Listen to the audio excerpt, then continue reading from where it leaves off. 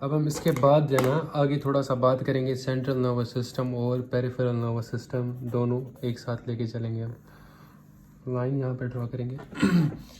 तो अब हमें जो न्यूरॉन जो होती है हमें पता है उसमें सेल बॉडी होती है, एक्सॉन होता है।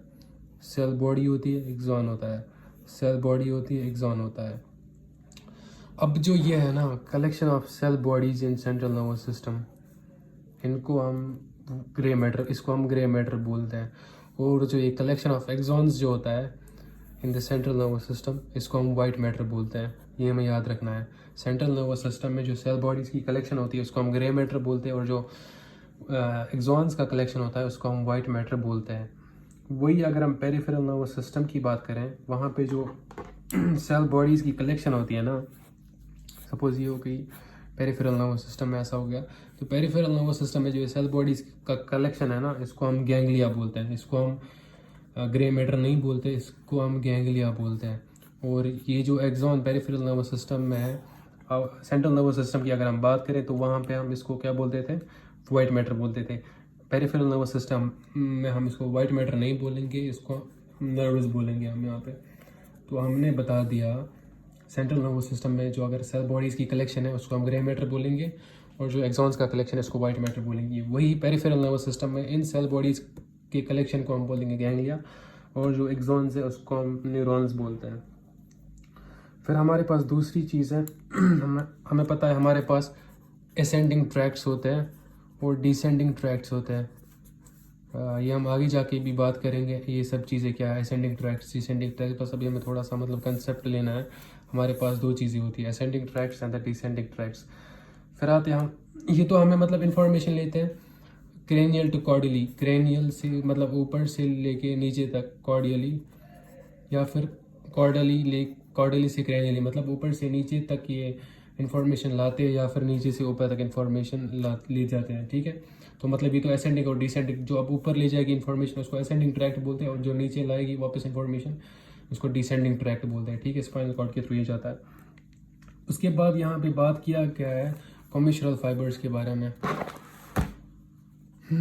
कॉमिशरल फाइबर्स, कॉमिशरल फाइबर्स क्या होता है? ये सिग्नल्स जो है ना सेंट्रल नर्वस सिस्टम में एक पार्ट से दूसरे पार्ट तक ले जाते हैं लेटरली, मतलब सपोज ऐसे कनेक्ट कर देते हैं, ये सिग्नल्स ले जाते हैं लेटरली। अगर एक पार्ट है सेंट्रल नर्वस सिस्टम का, दूसरा पार्ट है, तो लेटरली जो है कॉमिशरल फाइबर्स लेंगे। ऊपर से नीचे तक या नीचे से ऊपर तक कौन लेते थे? असेंडिंग या डिसेंडिंग ट्रैक्ट इन्फॉर्मेशन लेते थे।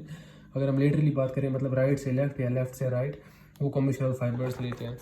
तो अब तीसरी चीज़ जो हमारे पास यहाँ पे है उसको हम एसोसिएशन फाइबर्स, एसोसिएशन फाइबर्स। अगर हम बात करें एसोसिएशन फाइबर्स की, ये एंटीरियर से लेके पोस्टीरियर तक इन्फॉर्मेशन ले जाते हैं, या फिर पोस्टीरियर से लेके एंटीरियर तक। सपोज अगर हम ये बात करें, अगर ये इन्फॉर्मेशन ऊपर जा रही है तो ये असेंडिंग ट्रैक्ट लेगी, अगर ये नीचे आ रही है तो डिसेंडिंग ट्रैक्ट लेगी।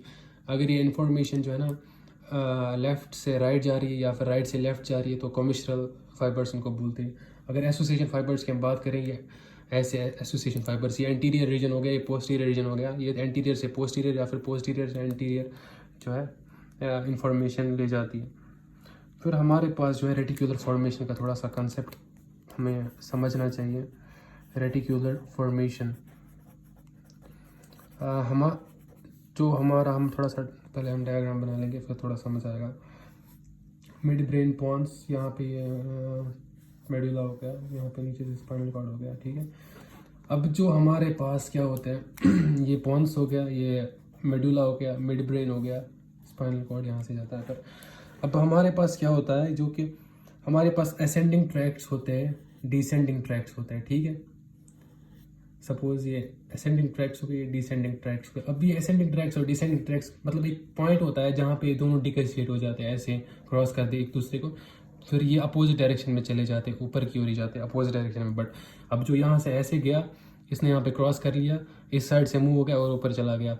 वैसे ही इस साइड से भी ये नीचे आ रहा था, मतलब इसने क्रॉस किया, या फिर ऊपर ही जा रहा था, मतलब ये इसने यहाँ पे क्रॉस किया और ऊपर ऐसे यहाँ पे इस डायरेक्शन में चला गया। ये असेंडिंग, मतलब ये दोनों हम असेंडिंग मान लेते हैं। ऐसे ही असेंडिंग भी होते हैं और डिसेंडिंग भी होते हैं। इन्होंने मतलब यहाँ पे डिसोसिएट किया।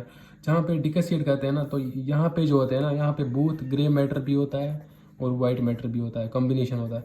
वरना यहाँ पे सपोज अलग अलग होता है, ग्रे मैटर अलग होगा, वाइट मैटर अलग होगा। बट जो है ना ये पॉइंट जो है ना, इसको हम बोलते हैं रेटिकुलर फॉर्मेशन।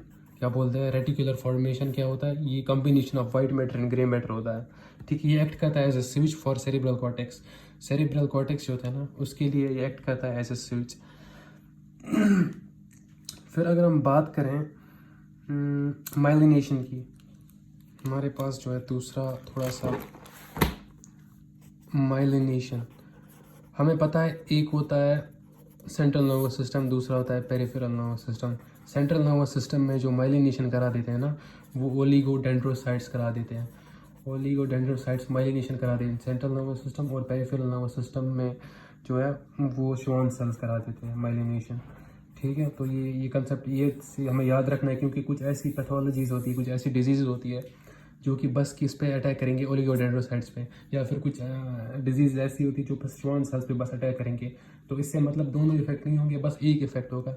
अगर इस पे करेंगे ओलिगोडेंड्रोसाइट्स पे तो मतलब सेंट्रल नर्वस सिस्टम पे इफेक्ट पड़ेगा, और अगर श्वान सेल्स पे इफेक्ट अटैक करेगा तो फिर पेरिफेरल नर्वस सिस्टम जो है वो होगा। अब हमने बात की थी हमारे पास सपोर्टिंग सेल्स होते हैं, न्यूरॉन्स होती है, और दूसरी होती है सपोर्टिंग सेल्स। सपोर्टिंग सेल्स में हमारे पास सपोर्टिंग सेल्स में हमारे पास डिफरेंट काइंड्स ऑफ सेल्स आते हैं।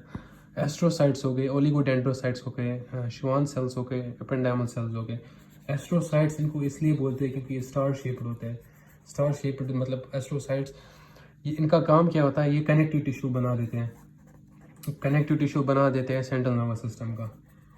Astrocytes form the connective tissue of central nervous system. Oligodendrocytes हमने अभी पढ़ा, ये सीएनएस में माइलिनेशन करा देते हैं। श्वान सेल्स माइलिनेशन करा देते हैं in the peripheral nervous system. और रही बात एपेंडाइमल सेल्स की, जो कि इंपॉर्टेंट है, एपेंडाइमल सेल्स की अगर हम बात करें, जो एपेंडाइमल सेल्स है ना, ये टॉल कॉलमनर एपिथेलियम होते हैं। कॉलमनर एपिथेलियम होता है, ये क्या करते हैं? ये लाइन करते हैं स्पाइनल कॉर्ड को, और जो वेंट्रिकल्स, हमें पता है हमारे पास लेटरल वेंट्रिकल्स हो गए, थर्ड वेंट्रिकल हो गया, फोर्थ वेंट्रिकल हो गया, या फिर स्पाइनल कॉर्ड हो गया, उसको लाइन कौन करता है? एपेंडाइमल सेल्स उसको लाइन कर देते हैं। तो ये पूरा था हमारा मतलब नर्वस सिस्टम का कंसेप्ट। आगे हम बात करेंगे मेनिंजीज की, वो नेक्स्ट वीडियो में देखेंगे इंशाल्लाह।